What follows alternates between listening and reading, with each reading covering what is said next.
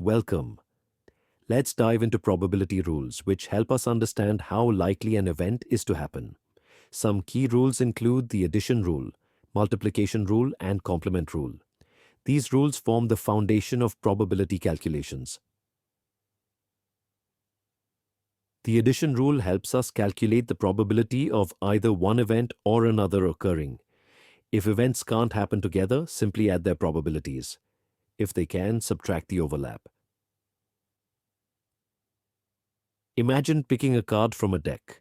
The chance of drawing a heart is 13 out of 52, and the chance of drawing a diamond is also 13 out of 52. Since these events can't happen together, we add them, getting a 50% chance.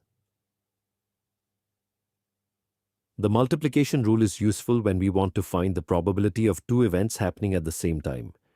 If they're independent, just multiply their probabilities. If they depend on each other, adjust for the first event. Let's say you're flipping a fair coin twice. The chance of getting heads on the first flip is 1/2, and the same for the second flip. Since they're independent, multiply them to get a 1 in 4 chance of two heads. The complement rule is handy when finding the probability of something not happening.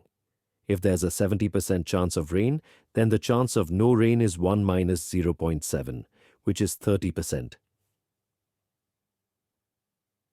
Imagine rolling a fair 6-sided die. The chance of rolling a 6 is 1 out of 6. So the chance of not rolling a 6 is 1 minus 1/6, giving us 5 out of 6 inches. To summarize, use the addition rule when calculating all probabilities, the multiplication rule for and probabilities, and the complement rule for the probability of an event not occurring. Next, you can explore conditional probability and Bayes' theorem. Dive into probability distributions like the normal and binomial distributions, and see how probability plays a role in real-world applications like finance and machine learning.